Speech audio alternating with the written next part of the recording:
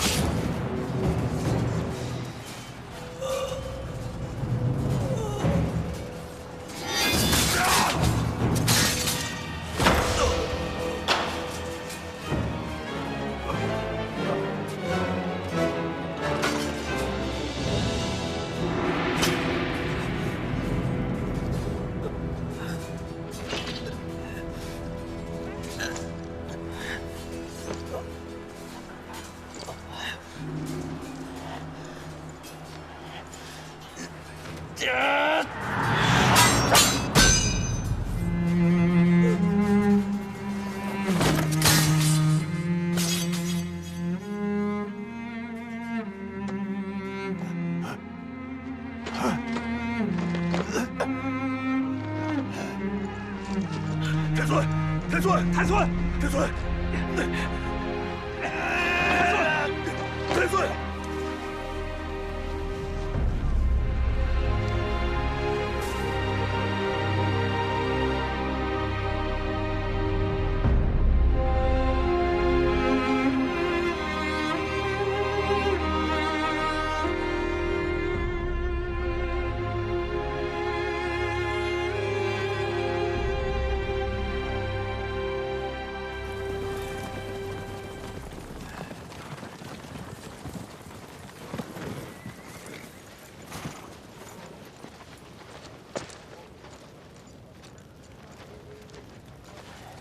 让骑兵去后方。崔自重，老大猪脑子，在这时候不往上上。叫3进营明天备战，左右两翼分开，30里外扎营，以免被合围。是。是。那小子呢？谁呀？太孙。啊，他受了点轻伤，在他自己帐篷。爹，先吃口饭吧。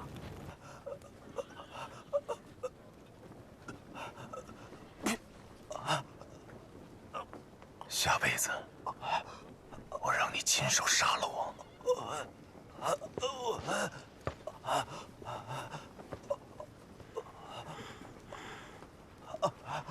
上哪儿了？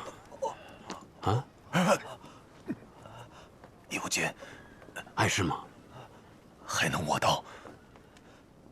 别的地方呢？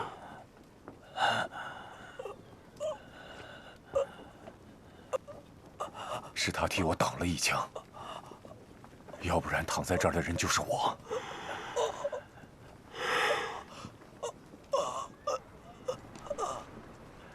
爷爷，算了，回中军大营伺候吧，别在先锋营了。爷爷，下雪了！下雪了！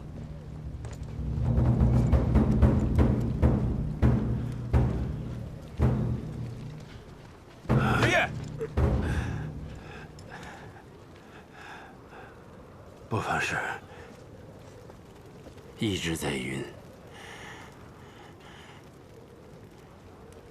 不妨事。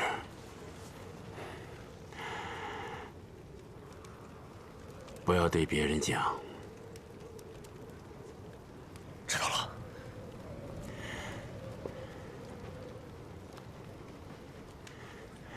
回中军大营。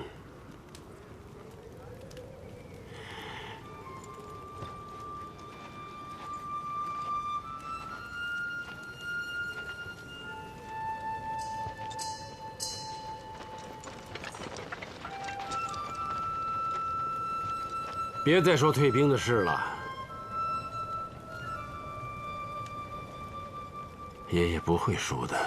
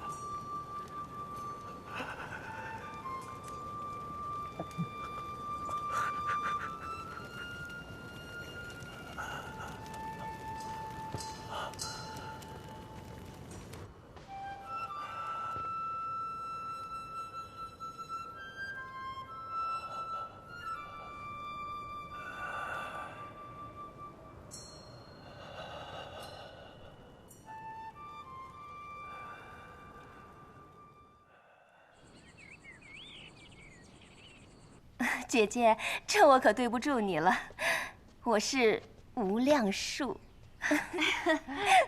这汉王一打仗啊，是一桥一马，连汉王妃的手气都这般硬，我今天算是见识了。我是一直想输给姐姐一把，我这不是有事求姐姐吗？就是，再这么赢下去，我们俩今天可就白来了。我们之间还说什么求不求的话呀？这打牌倒打出不是来了。有什么事儿说吧。姐姐，有句话我不知道当讲不当讲，太子爷早晚是要登基的，皇上一出征，他就是皇上。往来消息也给我们透露一点。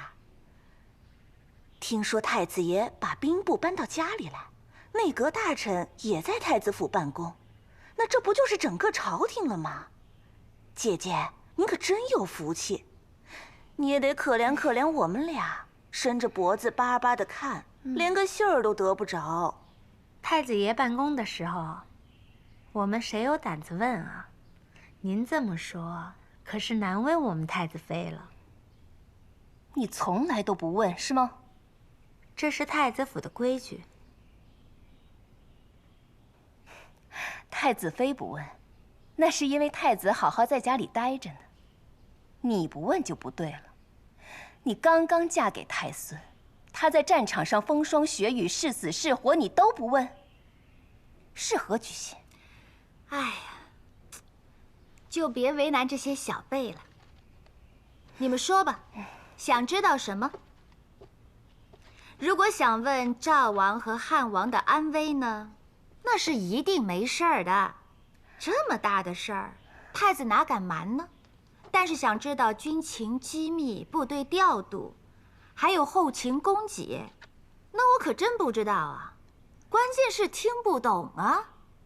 要不我到前面去把太子爷请过来，给你们俩细细说，但是要保密哦。如果走漏了风声，皇上要是怪罪下来，那我可担不起。这些军国大事啊，我俩哪敢知道？真要落一身不是啊，可就不合规矩了。谢谢妹妹体谅。还有什么想问的？咱问完了再答。我突然想起来，我还有好多事儿没做呢，怎么就在这玩起来了？就是姐姐，今天呀，我们就先不打牌了，明天呀再聚。王爷呀，老说我这嘴巴上没有把门的，刚刚可把太孙妃给得罪了。你跟我走，江宁府送来好多花色的料子，你替太子妃和自己多挑一些回去。您是长辈，哪敢说什么得罪的话？太客气了。好了，你们去忙吧，送客。走吧。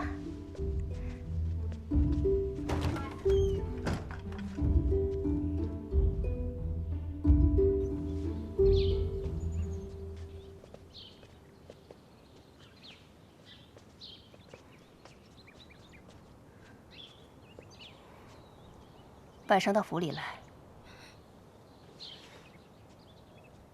汉王进宫的时候，不是说过，到了要用你的时候，你不许推脱。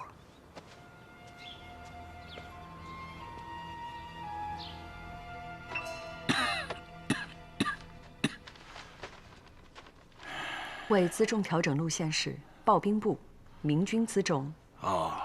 已经让杨浦重新安排辎重队了，路线也都定好了。昨天的折子发出去了吧？发出去了，辎重部队已经出发了。为清剿阿鲁台残部事。现在还说什么清剿啊？山海关的部队不能动。皇上如果有后撤的意思，可以派兵接应。大同、晋阳、宣化、山海关一线，要防止敌军突入中原。就这样回复吧。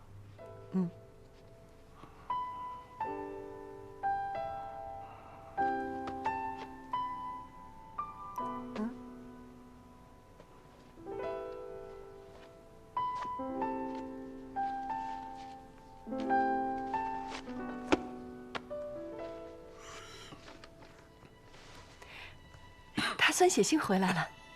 哦，他还长着手啊，还知道写封家书，念。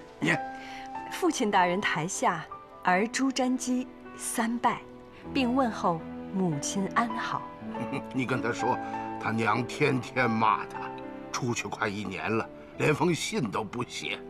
来，我军征战，此时已入绝地，四野冰雪，路滑难行。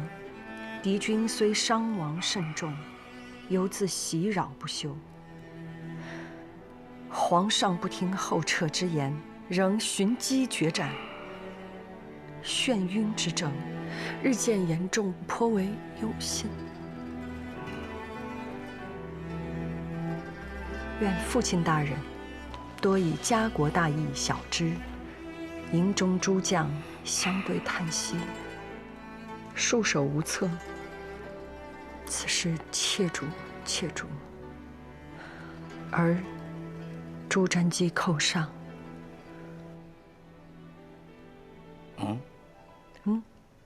没了。没了。他还写什么家书啊？干脆上个折子得了。怎么满纸都是这公文的口气啊？这孩子，哎，你再找找，再找找，再找找啊，看看那，再看看，找找，啊。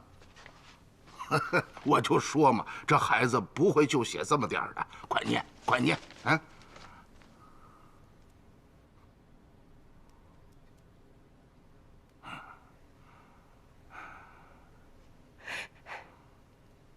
怎么了？怎么了？你别吓唬我呀！我一个朋友死了。什么朋友啊？一个固执的朋友。你别骗我，是不是军队上的事啊？若为我借着送你家书的机会，给你写信，你死了。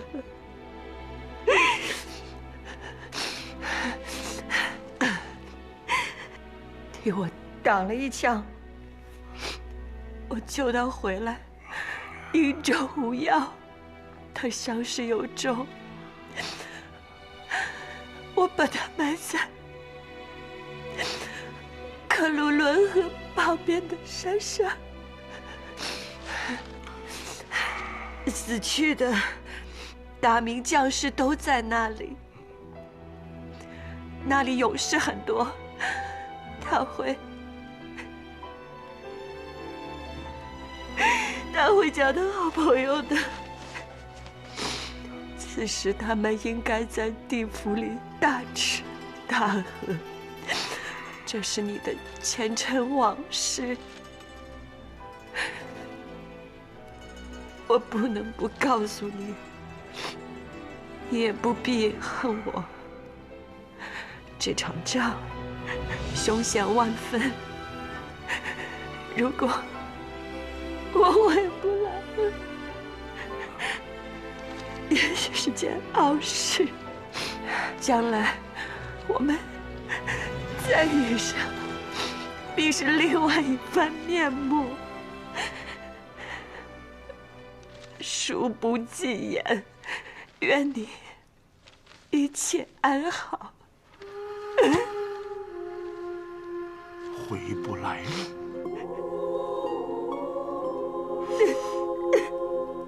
回不来了。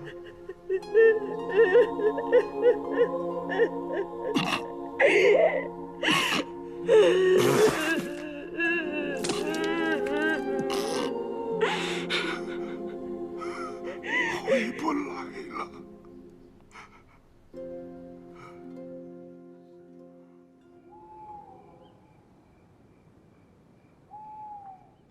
今儿喊你过来，怎的还跟我推三阻四的，装什么好人家呢？我住在太子府，太子府不是好人家吗？太子身体好不好？很好。太医院有人告诉我，宫里最好的几个医正都搬到内宫里面去住了，以备日夜为太子请脉。他到底病到什么程度，都需要日夜请脉？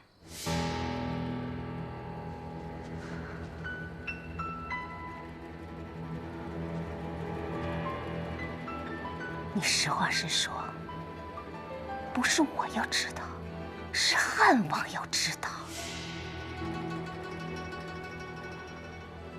太子爷的身体不好，这在宫中也不是什么秘密。现在国家在打仗，后方的军需，迁都过来的大小事宜，全国这么多大大小小的官员政务都压在他一个人身上，他不疲惫才怪。一点儿都不信。不要忘了，你是谁的人。太子的身体怎么样，是汉王他要知道呀。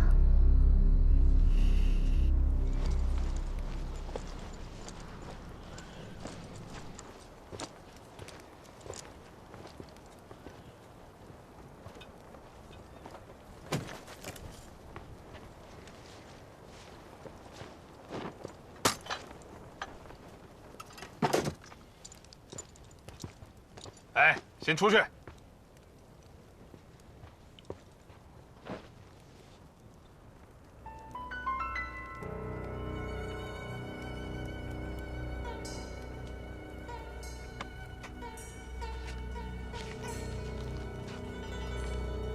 我说什么来着？老大他不傻，知道咱们打不了要往回撤，他马上把山海关的兵都换防了。你从哪儿弄的情报？我自然有我的办法。嘿，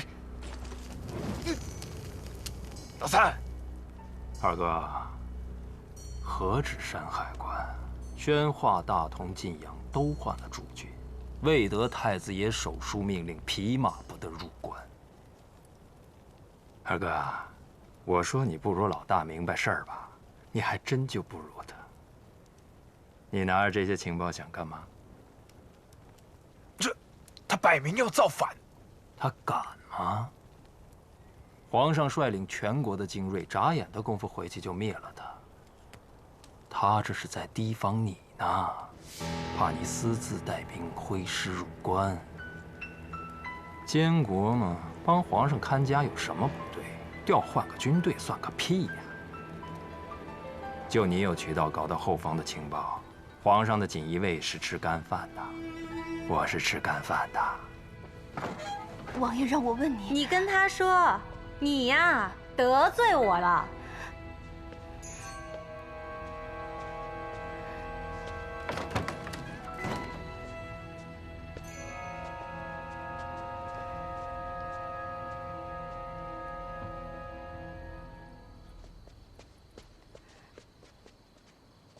皇上快不行了，你得给自己留条后路。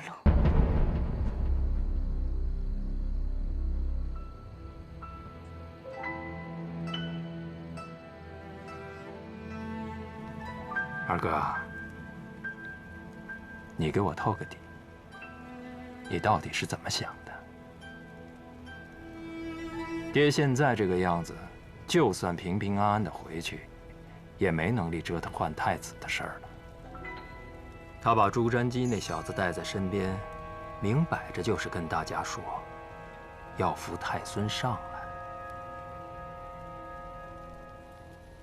我再送你一条情报。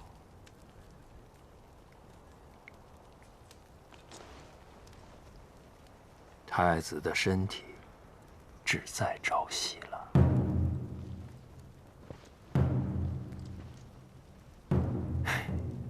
别老派娘们儿去打听，他们能打听出来什么？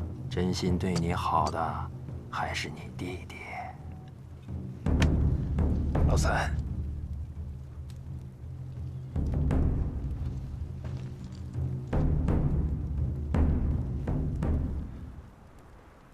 老三，你这回得帮你二哥，给我指条明路。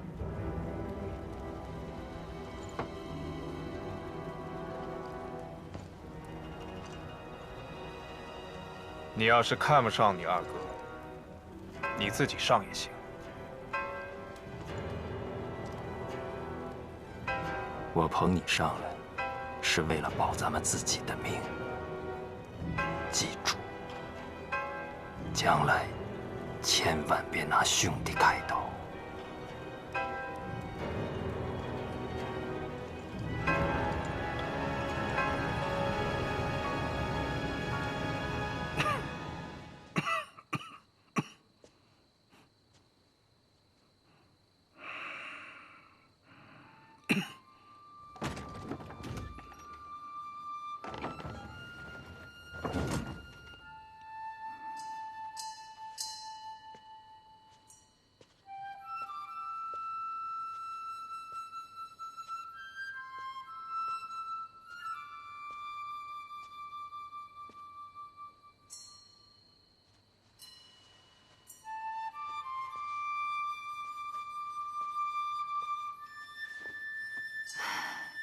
太医说啊，太子这份脉案呢，心血枯竭，不能再做一点公务了。我就跟太医说，皇上在打仗，保太子啊，就是保朝廷。太医答应再用点药，给他吊命。我现在就在想，这个詹基是不是应该把他叫回来？我现在没什么主意。要是我能替他死就好。我觉得这个时候，太孙应该回来。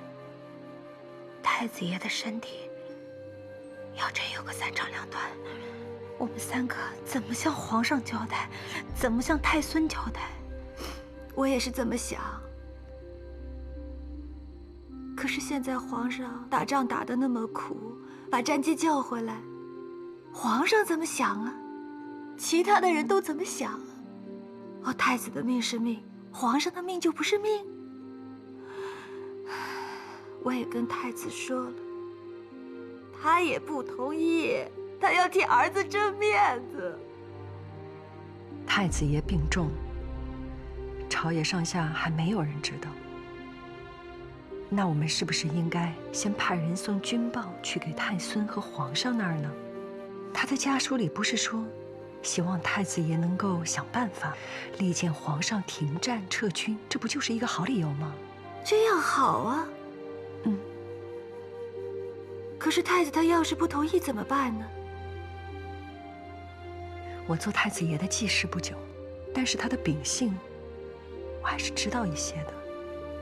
他向来国事有限，如果他已经不能起床办事，那他一定无论如何都会想着先让皇帝知道。万一，我是说万一，皇上的身体也不好呢。这个时候，太孙就应该尽快回来。皇上真有不测。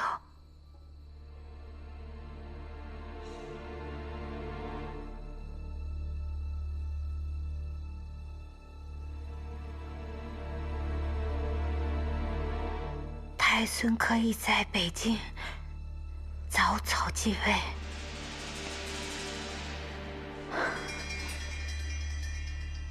这是你能操心的事儿？后宫妇人和内奸不得干政，犯者斩。这是太祖爷刻在铁碑上，立在宫门外的。太子爷一生谨慎，如果让他听见，断不能饶你。我是分析形势，担心太孙，太子妃饶命。全国精锐部队都在关外，这个时候你让詹基回来当皇上，你想再来一次靖难之役吗？这话千万不能再说了。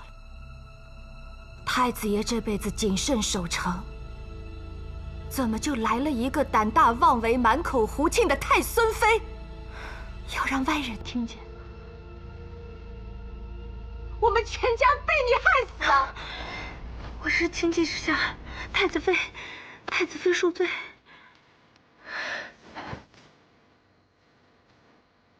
我也有犯忌讳的话要说，请太子妃诚挚。太孙经常跟我说他心中的忧虑，我猜如果皇上真有不测，那再来一次靖难之役是在所难免的事情。太子爷固然是一辈子谨慎，可是赵王、汉王他们野心勃勃，断不会容得下他。走到今天这个时候，就要提早做准备，请尽快通知太孙回来。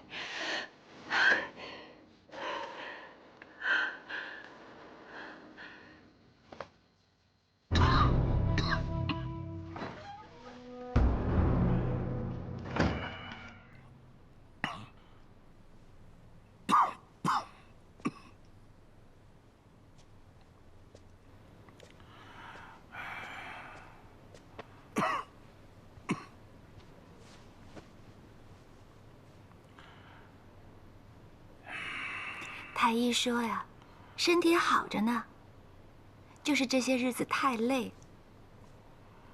了，好好休息，别再办事儿，将养些日子就好了啊。多久？多久啊？好几个月。我是问，我的命还有多久？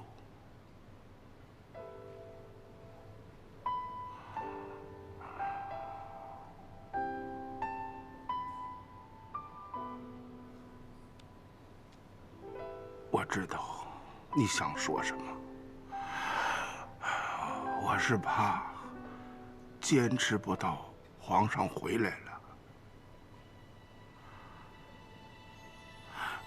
快，给儿子写信。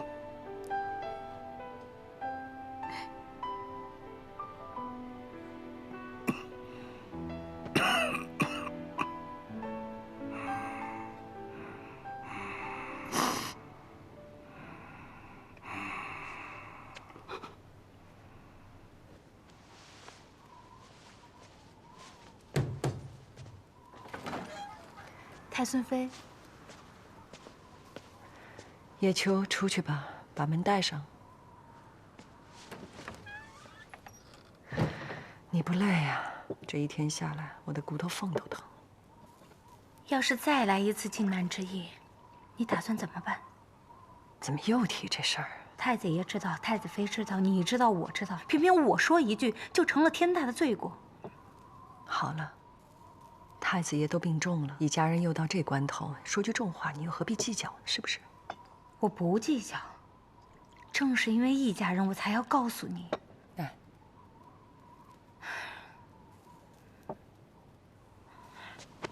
皇上病重是真的，他回不来了。谁告诉你的？现在军队全都掌握在汉王的手里，太孙斗不过他们。我们今天坐在这里，就是引颈等死。姐姐，你到底打算怎么办？我和太孙的承诺在先，太子爷待我也不跑。我不想逃，我也不会逃。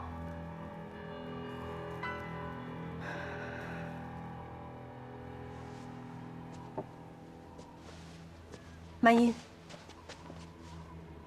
你还有话没说完。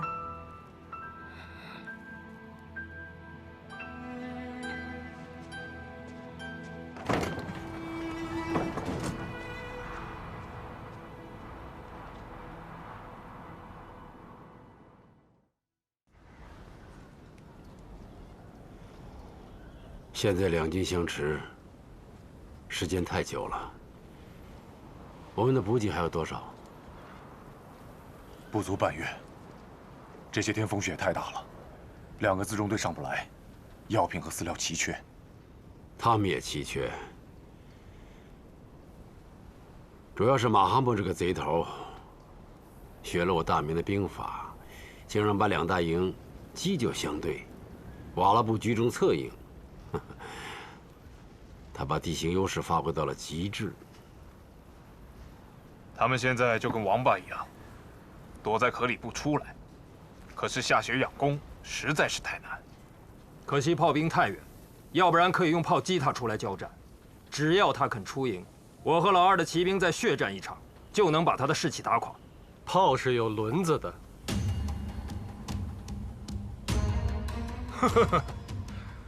我活了这么多年，刚听说炮是有轮子的。赵王说的未必不是个好主意。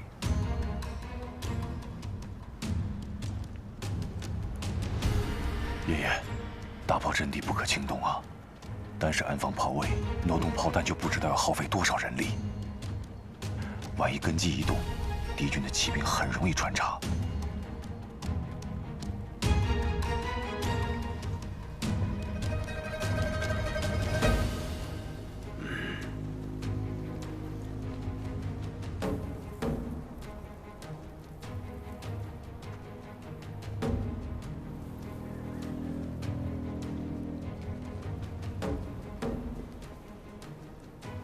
那就动，趁着晚上风雪大，红衣大炮向前移动1000步。3000营监视瓦剌大营。爹，这炮重的有上千斤，轻的也有100十斤，一夜挪完。现在就挪，马上，有多少人上多少人。要是没有人，我老头子也填上，一点声音不能出，做好伪装。天亮之前，阵地就位，把这个王八壳轰开。是。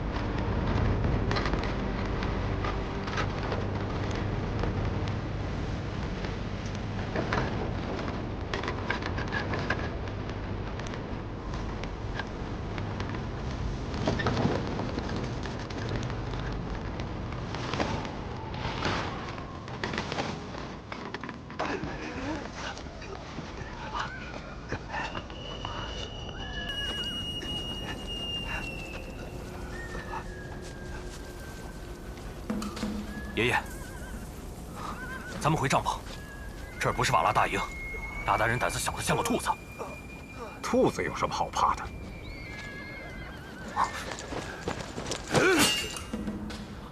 我最爱的孙子，今天早上被射死了！你这个混血的杂种不撤兵，我们都要死在这儿啊！孩子们都已经开始杀马了。于谦，收了头，我们走。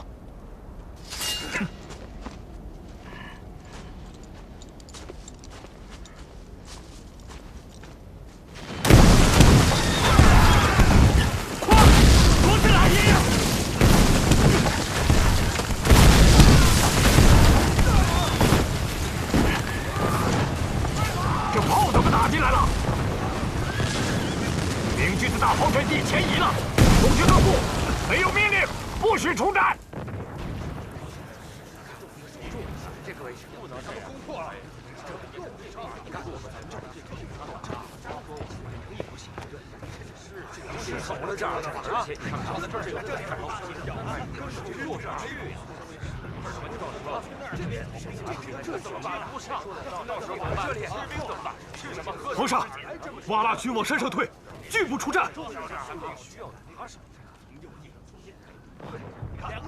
皇上，瓦剌军往山上退，拒不出战。是吗？皇上，瓦剌军往山上退，拒不出战。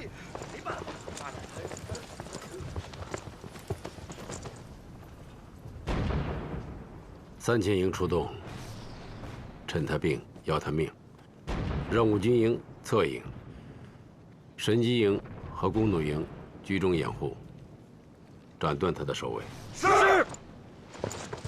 3000营出动，5军营侧营、神机营和弓弩营居中掩护。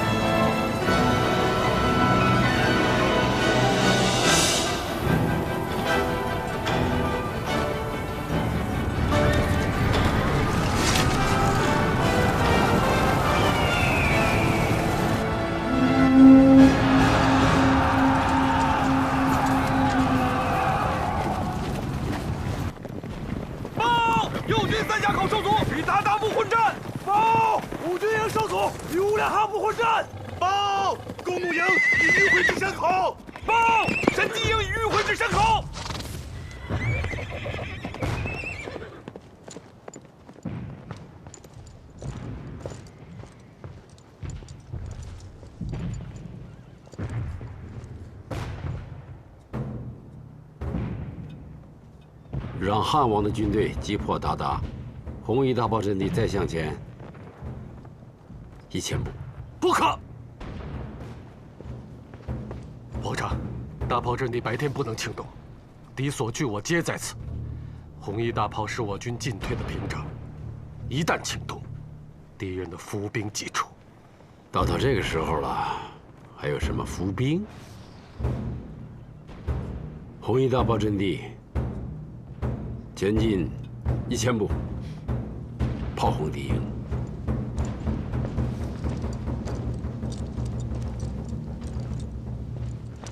皇上，马哈木熟知我军，一旦发现，那就让他以卵击石。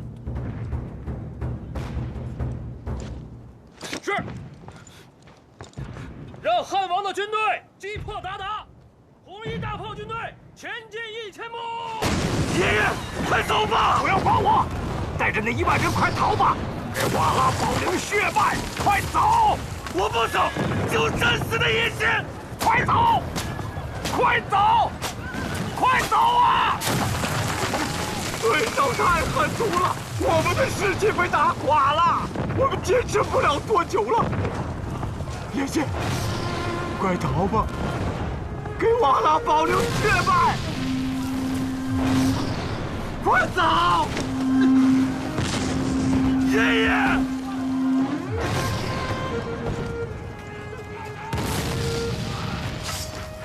把我的马牵来！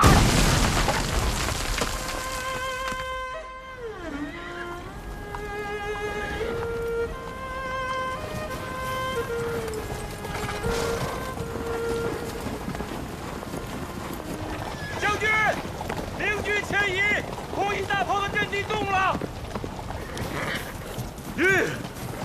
将军，明军前移，红衣大炮的阵地动了。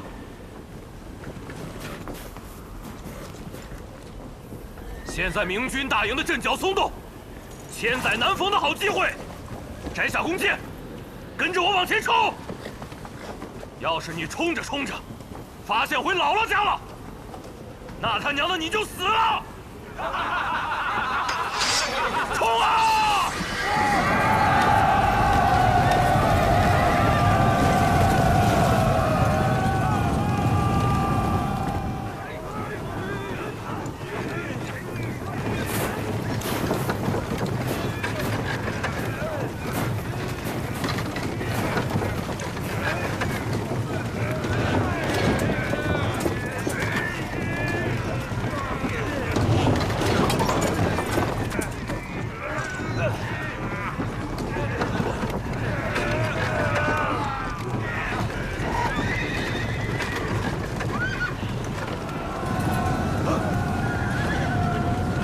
不好！义军来了！义军来了！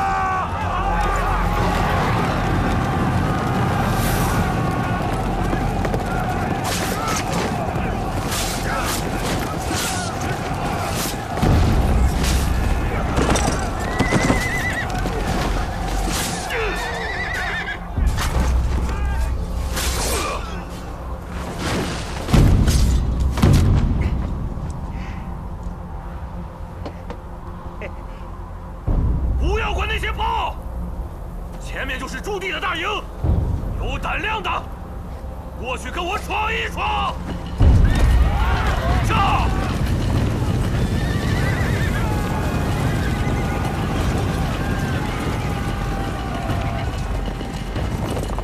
皇上，义军瓦剌兵船撤到我们后方，冲散炮队，杀进来了！皇上，义军瓦剌兵船撤到我们后方，冲散炮队，杀进来了！太孙，你带伙儿先走，我来断后。韩将军，都跟我走！让开！爷爷，敌军趁着我们挪动阵地的时候穿插了进来。您是千金之躯，先避其锋芒，要不然谁都走不了。我先避他锋芒。是。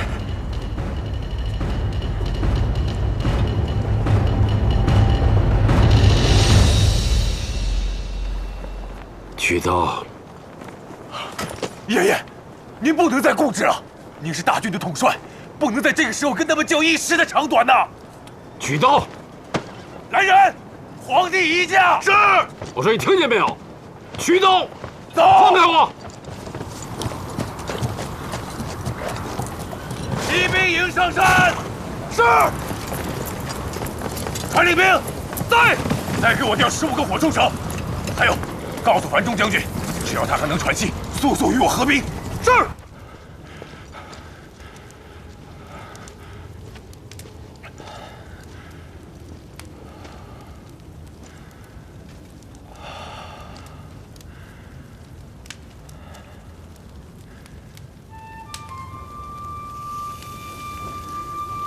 皇上，等樊中将军击破敌军，就会过来与我们合营。弘毅大炮阵地是不是已经丢了？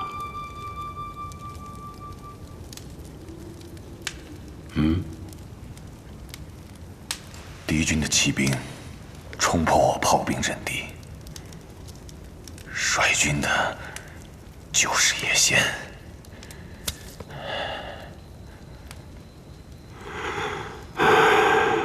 我知道，把他们先给杀了，把他们杀了。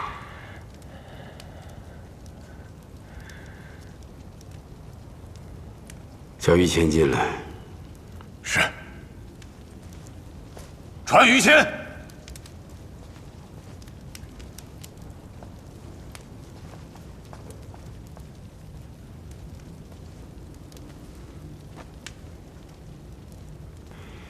依着你看，马哈木下一步会攻哪里？马哈木会死守山口，野先的军队会不停地派兵追击我们。大炮阵地既失，左右两军和皇上的中军会被瓦剌骑兵断开。现在就是撤，一时间也撤不下去。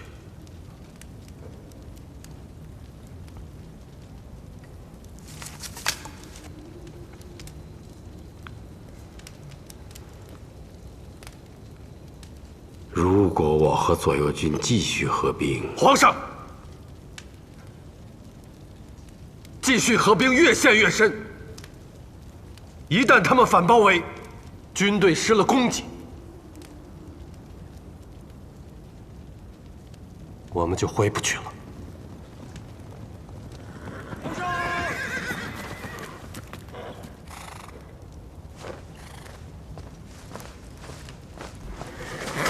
皇上！皇上！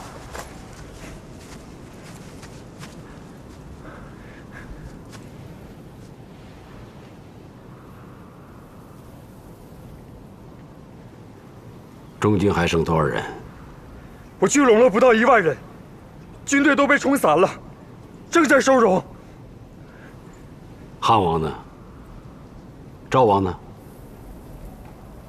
？3000营呢？他们没能攻下三峡口，与鞑靼部缠斗，一时间撤不下来，大炮阵地全没了。老营后以50里，请皇上召回3000营，攻卫大营。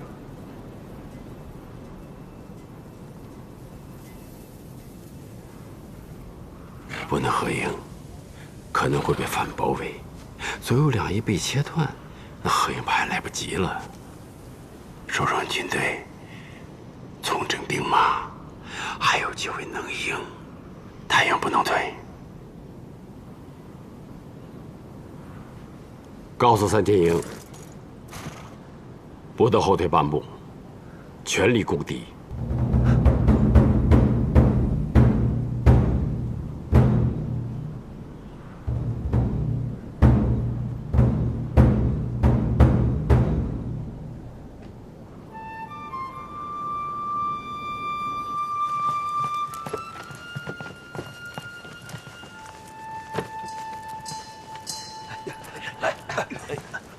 皇上，皇上，皇上，皇上！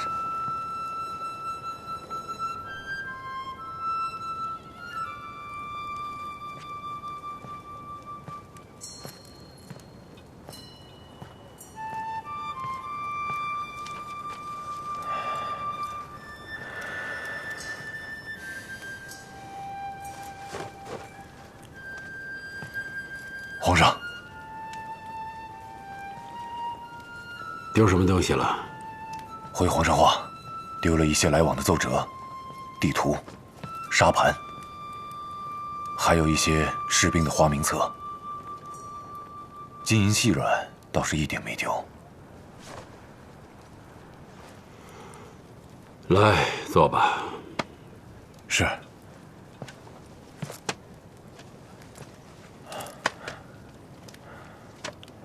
叶仙跟你年龄差不多吧？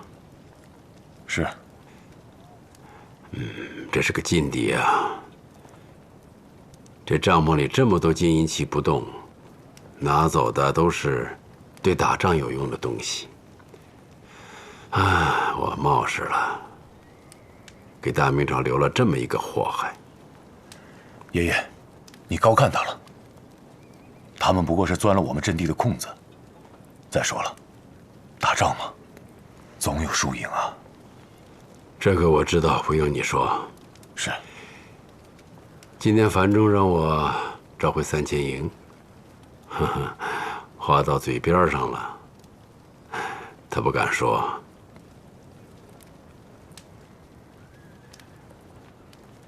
你也不敢说。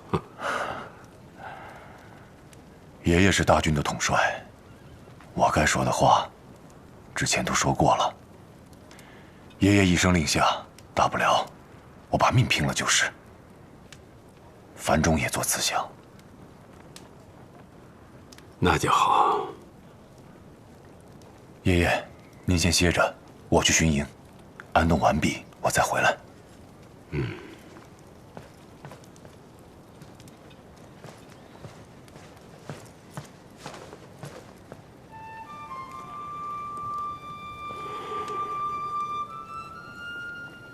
来个人。皇上，地图呢？再去给我弄幅地图来。于谦，于谦，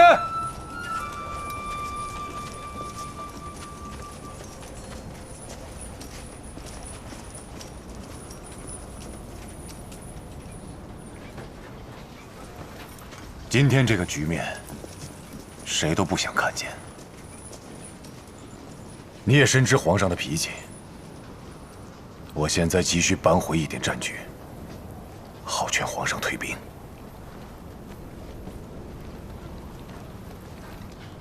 你了解马哈木，帮我想想办法。哼，我知道你说话难听，但你今天只要跟我说真话，我都受着。其实这次我们败得不够惨。野仙还是太年轻，不会用兵。要是马哈木来，我们就都成俘虏了。皇上老营撤走的时候，军队的建制已经打乱，连大道都没来得及带走。野仙可以继续在后面奔袭，冲乱皇上的老营，趁机俘虏我们，再抢了皇上的大道，攻击3000营的后方。军心一乱，溃败千里，这个局面就不好收拾了。你在卖弄什么聪明？我没有卖弄聪明，我担心下一次带兵来突击老营的就是马哈木，他是不会犯错的。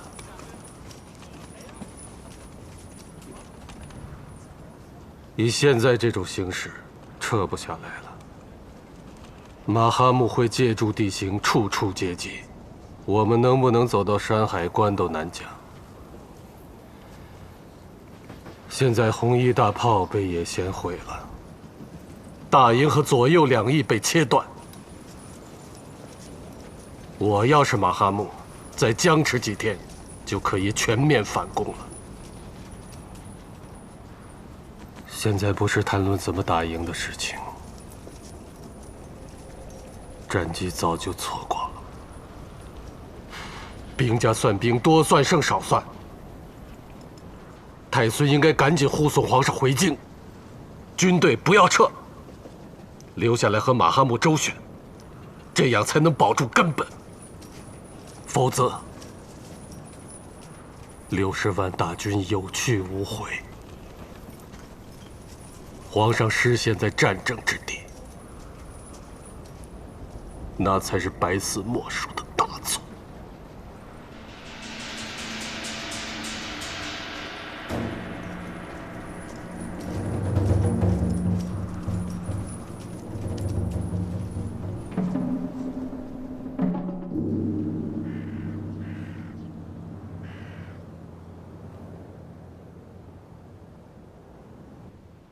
这仗不能再往下打，是不是这么打了？是这样，不能打了。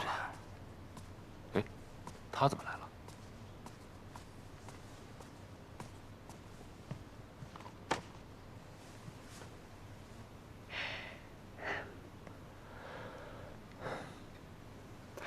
太医说，太子爷现在的症状需要静养，每天有半个时辰，我可以和他说几句话。如果3位大人不介意的话，我会把太子爷的批复和他的意思，还有你们的想法居中传递。这也是无奈之举，还请3位大人莫怪。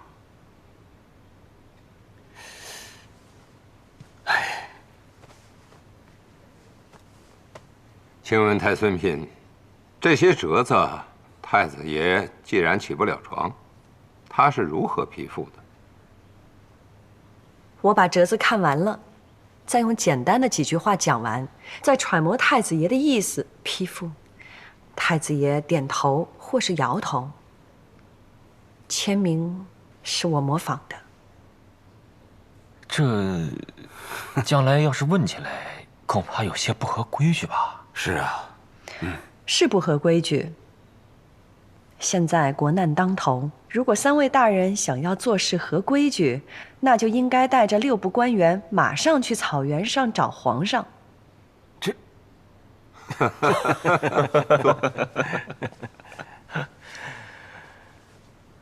太孙嫔虽然年轻，礼数倒是也清楚，不可有轻视之心呐，否则的话会让你碰钉子。是，恕罪恕罪。辎重粮战，太子爷想要选在榆木川，蒙语是乌珠穆沁，这个地方离辎重营最近，地势高又开阔，往前可以俯瞰敌军行止，骑兵也利于展开，攻守皆备。马上通知户部，在榆木川设营。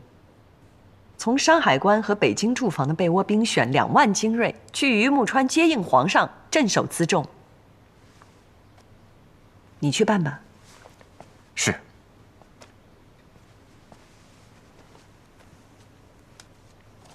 太子爷从江浙征购的万金贴、柴胡伞、风寒伞，这一次随辎重部队往前送，货已经到了齐化门，兵部要优先安排，尤其是风寒伞。现在天气正寒冷，兵士都穿铁甲，风寒症尤多。这些药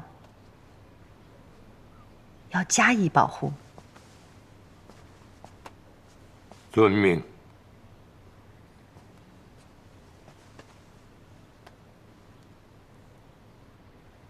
太子爷的病情奏报皇上了吗？自那日太子妃叮嘱后，我们就写了密折军报给了皇上，牒本还在，我这就取来请太孙嫔看。密报我不方便看，不过皇上还没有回复，奇怪得很。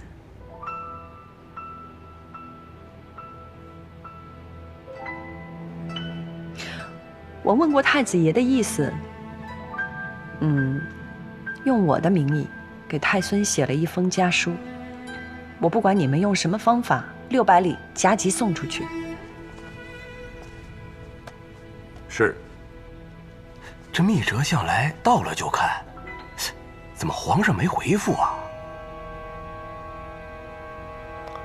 前线的仗打得急，皇上也未必有时间看，是不是？是。其实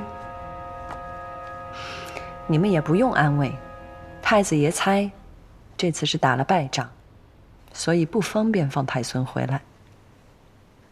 这仗败到什么程度？你们是连太子爷都要瞒吗？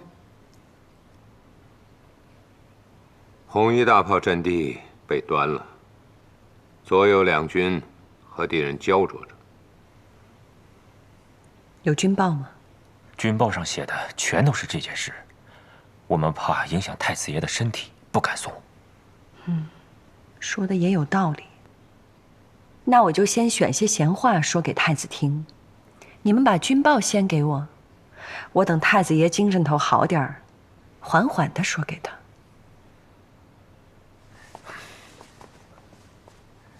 理应如此。实在是国事紧急，我沐猴而冠，还请3位大人莫怪。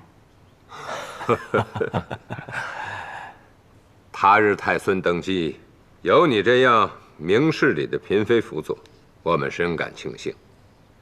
太孙嫔放心，这封家书一定送到。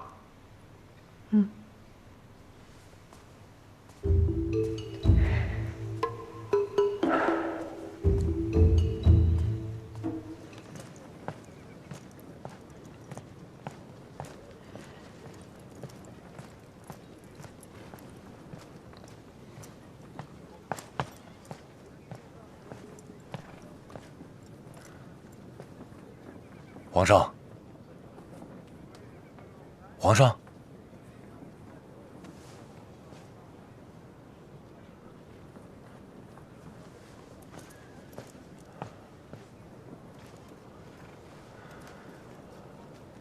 爷爷，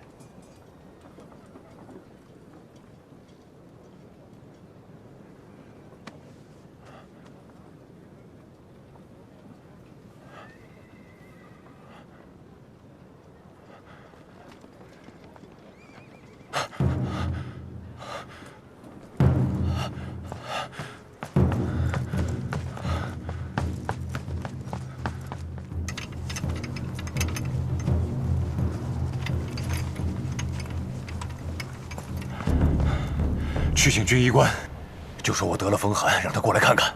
是。樊将军，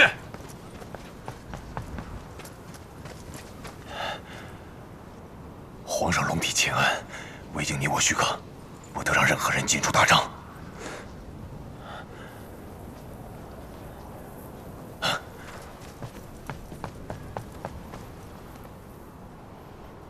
来人！皇上和太孙商议军务，大营附近50步，不得再有人进出。关闭营门，站双岗，披马出营，要有我和太孙的手谕。是。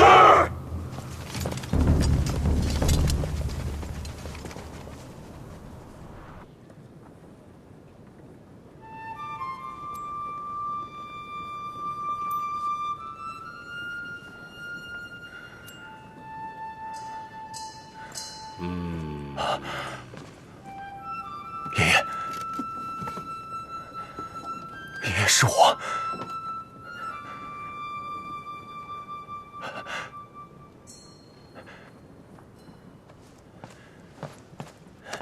你随我来。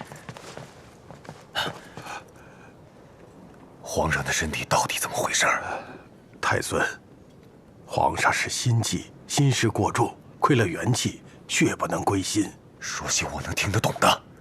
皇上这么多年征战，从不爱惜身体，像一座老房子，4梁8柱都朽了。我刚才用银针刺激他的血液入心脉，他还要睡一会儿才能醒。你不要回营了，我在旁边给你收拾出一座帐篷，随传随到。还有，你要懂规矩，皇上的病情只可你知我知，多半个人知道，你性命不保。是。我爷爷的病情到底有多棘手？你给我透个底。只在朝夕之间。混账！不会的。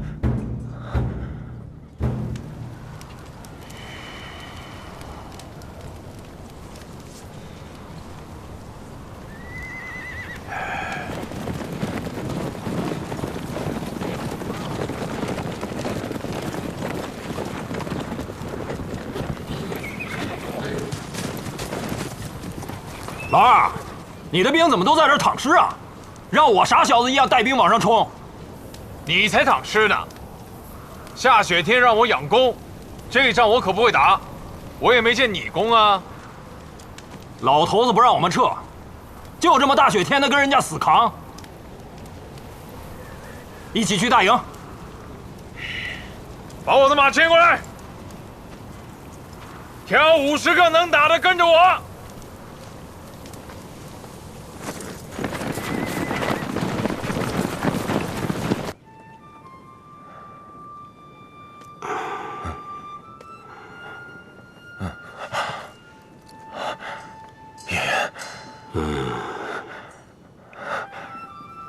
我这一觉睡到这个时辰了。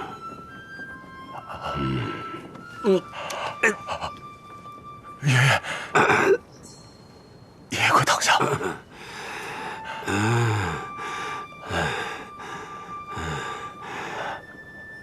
爷爷您躺好。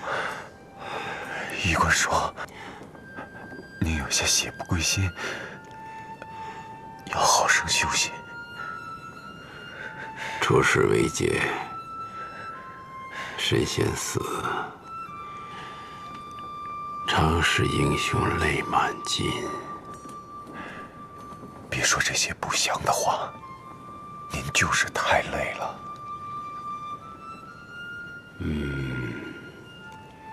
这下面有个折子，你拿去看看。是。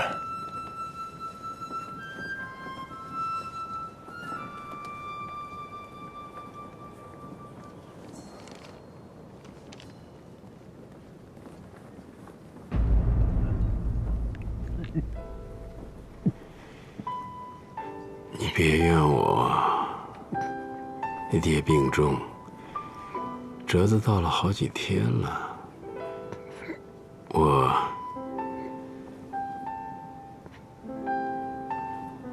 也舍不得你走。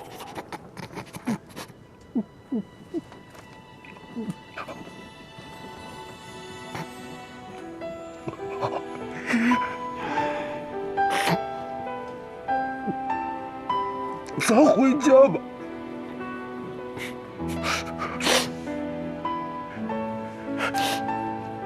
这仗，孙儿将来替您打。您回北京好好养身体，我留下来报这一箭之仇。别怨我，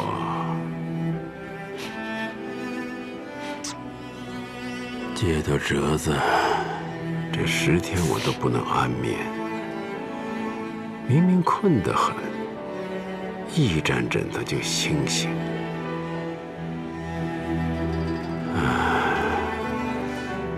我自己知道自己的身体，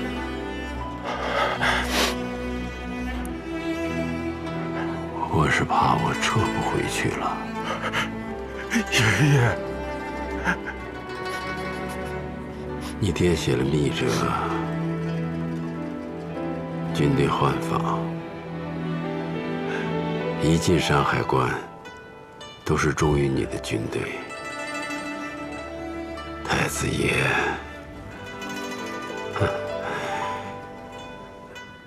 头角峥嵘，也不是凡人呐。爷爷，我爹对您绝对没有半点儿心。咱们现在就回家。啊！只要爷爷在，我爹在，天下没有难事。怕是难。我不知道你2叔、3叔会怎么做。我怀里还一份折子，你拿出来。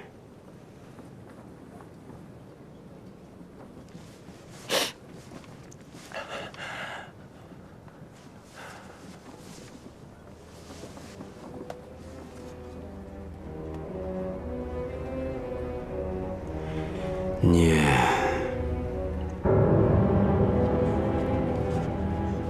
臣姚广孝推查大明之国运，上奏御前，推演黄道12宫，为百年3巨变，辛丑年一变。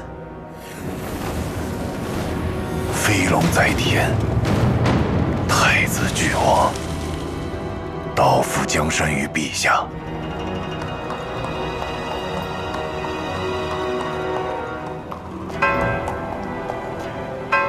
庚寅年一变，龙战于野，血色玄黄，诸兄弟争于世，见血尽忠。甲午年又一变，白龙鱼伏9年，亢龙有悔，堕于地，又见血尽忠，仇杀无尽无期。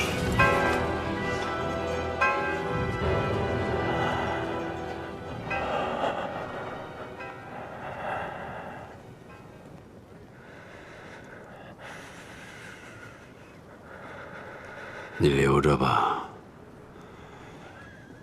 记着你发的誓，手上绝不要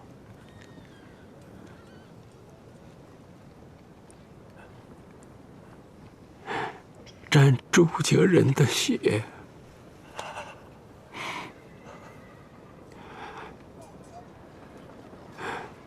其余的就看你的命数了。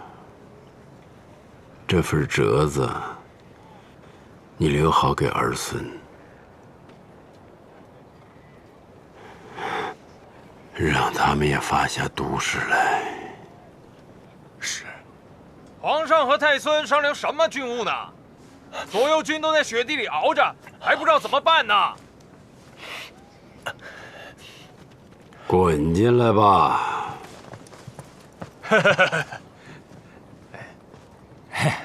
爹，我们主要看你们商量好了没有。有事儿我和老二再出去。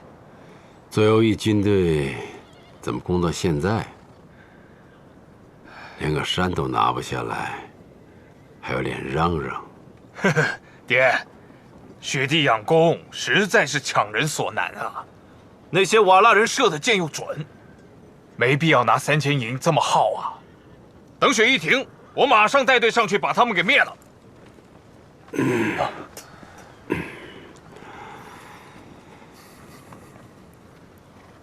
吹吧，给你们10天，攻得下来就攻，攻不下来就撤到榆木川。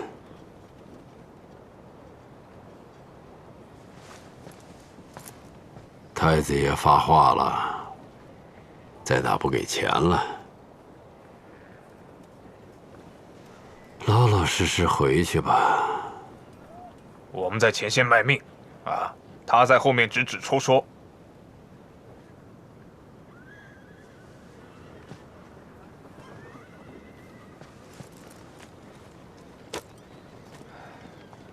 天好，一起骑马出去走走。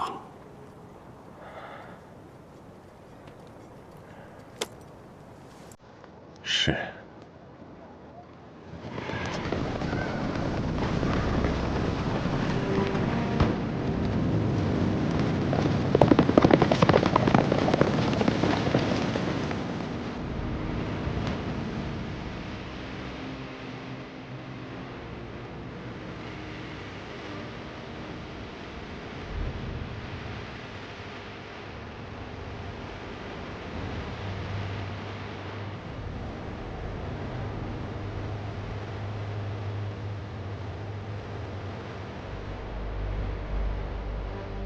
你们说，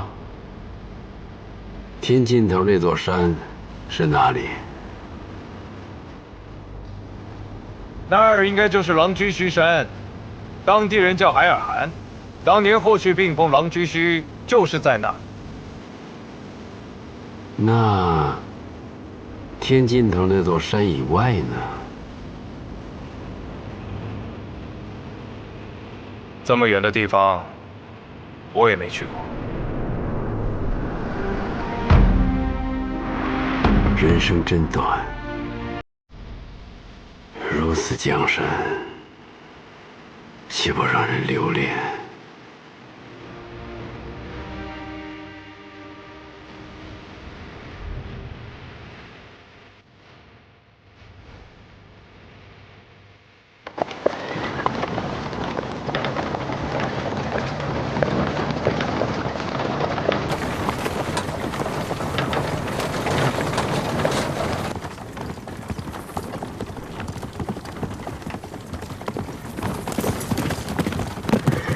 杨大人，等你好久了。太孙，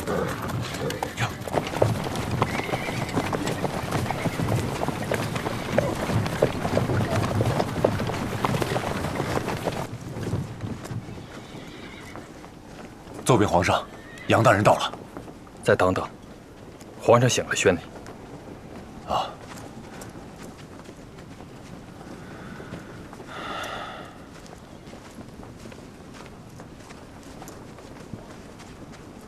我爹他身体如何？皇上的病，太医怎么说？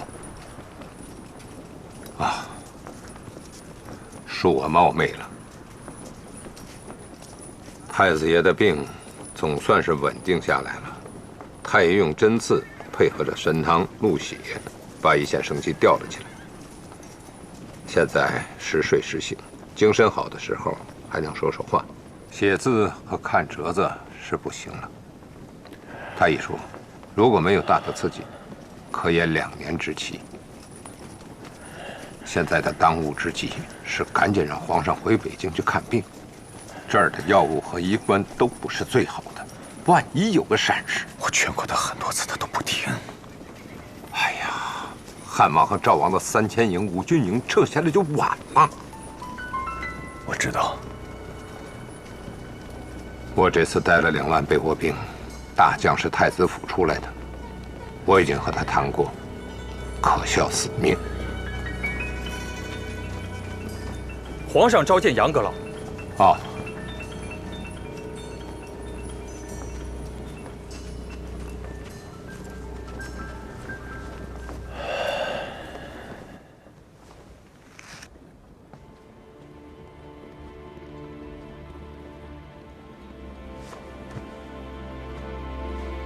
皇上，圣公金安。起吧，谢皇上。你个老少才，1年多，怎么胡子都花白了？皇上，岂不闻光阴如骏马加鞭，日月如落花流水？哪有不老的道理哦？这倒也是啊。那日我低头一算，我已经65岁了，年过花甲，真是奇哉怪也。哼哼，早上醒来的时候啊，就觉得自己是20几岁的小伙子。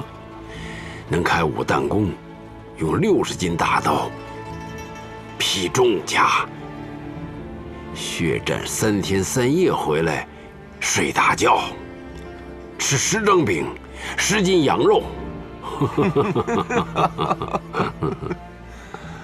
我听说，皇上这次又亲自披挂上阵了。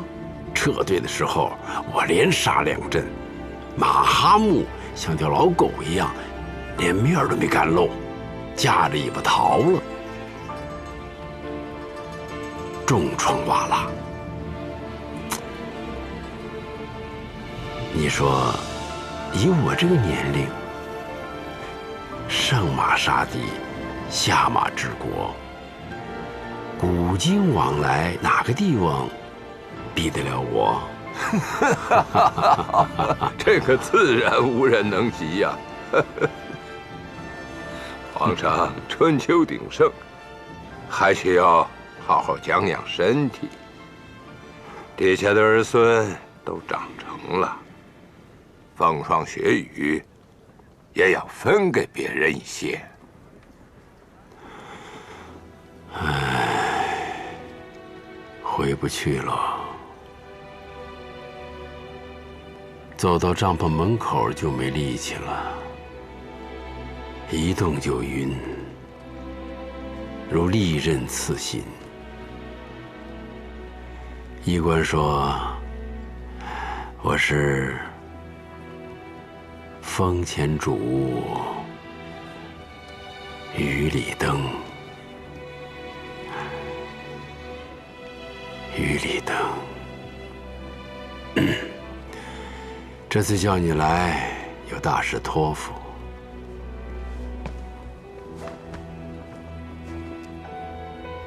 太子爷现在的身体，我怕也是如此了吧？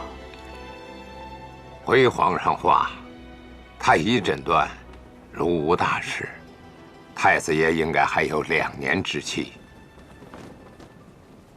不能做事，活2年有什么用啊？只是死了没埋。朝中政务全凭太孙嫔和太子爷交流，太子爷还是可以一言而断的。内宫夫人参政，有可杀之罪，太子爷何必连累他们呢？你回去跟太子爷说，叫公正司处死。皇上，太子爷他也是权宜之计呀！闭嘴！太子今天到这个地步，能继位吗？龙椅上坐着一个活死人，我怎么跟祖宗交代呀？他生死一线，太孙能当国吗？汉王、赵王岂能容他？眼看又是一场大战。杨士奇，你要明白我的心意。我是小，误国是大。是，为皇上所命，臣以死报之。我想立老二做皇帝，你要给太子爷一家寻一个好出路。老二虽然浮夸了些，总还是听我说的话的，能压得住老三，天下不会乱。要琢磨出办法，保住太子一家的命。我不能让后人说永乐篡位，后世儿孙个个学他，自相残杀，为千古所笑。你说呢？皇上圣明。南京的朝廷建制虽全，实则清闲无事。汉王登基后，可将太子一家移过去。老虎失去爪牙，汉王应该不会再步步紧逼。这口安乐饭，总该能吃到老。另外，请皇上手书一道旨意，通晓百官，供奉在祖庙之中，令汉王和赵王立下血誓，朱家后人断不可再自相残杀，否则死不入祖庙，天下共击之。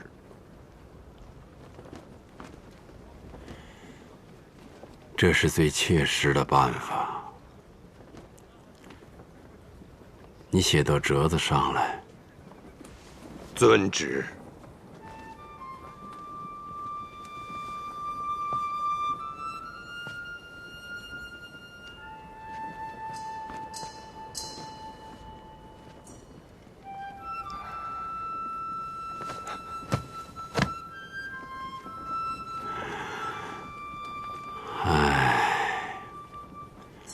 你还要替太孙说话吗？臣不敢。他如果继位，必死在汉王赵王的刀下。我在床上思来想去呀，看不到一点胜算。他将来知道要恨我，也由他。遵旨。